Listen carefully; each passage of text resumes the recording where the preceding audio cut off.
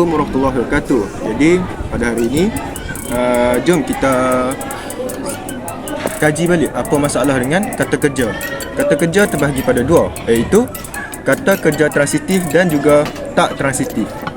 Jadi kata kerja transitif ni seperti yang kita tahu dalam tata bahasa dewan, ia adalah satu kata kerja yang menunjukkan sesuatu sifat tanpa pelengkap. Manakala tak transitif pula perlu pelengkap. Sebagai contoh, melompat. Melompat kita tahu dia boleh melompat je.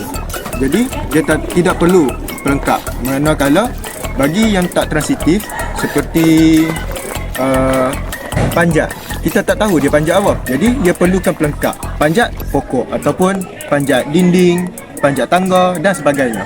Jadi itu adalah sedikit pengenalan berkenaan dengan kata kerja transitif dan juga tak transitif. Jadi para hadirin, kenapa saya cakap tentang topik ini? Jadi sebabnya adalah di sekolah saya dapati terdapat bahawa ramai murid-murid yang masih lagi tidak boleh mengenali perbezaan antara kata kerja transitif dan tak transitif.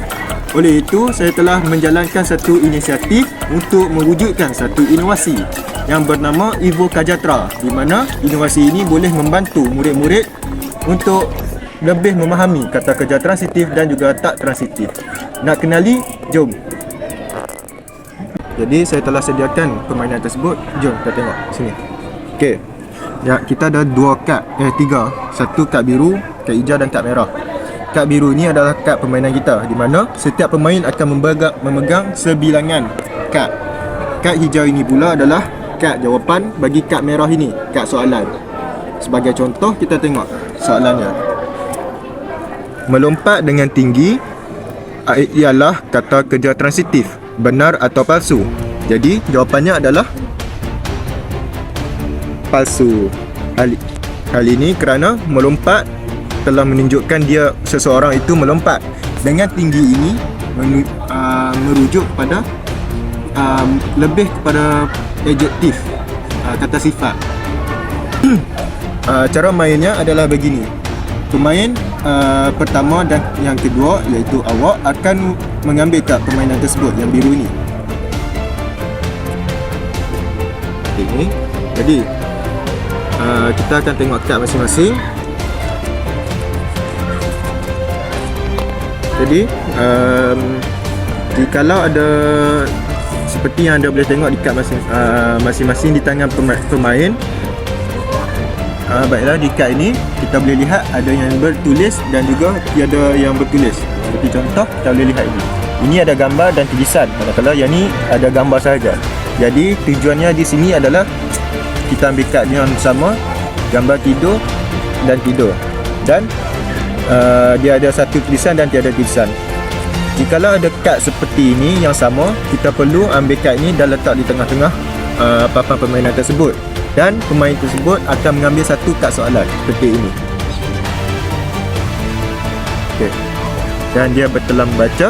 Kad tersebut berbunyi mandi ialah kata kerja tak transitif, benar atau palsu? Jikalau pemain tersebut dapat menjawab dengan betul, pemain tersebut akan mendapat satu token ataupun satu ganjaran. Apabila ganjaran tersebut dikumpul sebanyak yang mungkin, pada akhir permainan ini pemain tersebut akan mendapat satu hadiah ataupun sebagai satu motivasi lah untuk mempelajari Evo Kajatra ini ataupun inovasi kata kerja transitif ini. Jadi balik kepada kad ini, seperti yang macam tadi, kad yang sama kita letak di tengah-tengah. Manakala kad yang lain ni kita masih berpegang pada tangan pemain itu tersendiri. Tapi kita akan membahagi pada dua pusingan sebab ada dua pemain.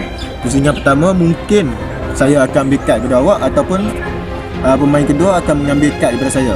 Sebagai contoh, pemain kedua akan mengambil kad daripada saya. Ambil. Okey. Ada yang sama? Tak ada. Okey, letak dulu. Okey. Seterusnya saya akan mengambil kad yang sama pada kad saya pula, ataupun saya akan mengambil mana-mana. Contohnya saya ambil ini. Okey. Kalau saya ambil saya letak sini. Lepas tu saya tengok kad saya pula ada yang sama. Ya, masak dan masak. Saya pula letak tengah. Lepas tu saya pula ambil kad soalan dan seterusnya saya akan menjawab. Dan situasinya sama seperti yang saya terangkan sebentar tadi. Jadi begitulah cara penggunaan Evo Kajatra. Senang dan mudah dan boleh dibawa ke mana-mana sahaja, dan penyimpanannya agak senang kerana hanya perlu mengikat dengan getah, ataupun mungkin nanti akan ditambah baikkan lagi dengan menghasilkan satu kotak khas untuk Evo Kajatra ini. Jadi Evo Kajatra ini tidak berkos tinggi dan boleh dibawa ke mana-mana sahaja dan sesuai dimainkan di dalam sesi PDP, kerana ini boleh menjadi satu bahan bantu mengajar ataupun BBM, ataupun satu bahan didik hibur untuk memotivasikan lagi murid untuk belajar, ataupun senang dalam kata lain, murid akan lebih seronok untuk belajar kerana adanya permainan-permainan yang menyeronokkan seperti ini. Jadi itu sahaja daripada saya. Sekian, terima kasih. Wabillahi taufiq wa hidayah. Assalamualaikum warahmatullahi wabarakatuh.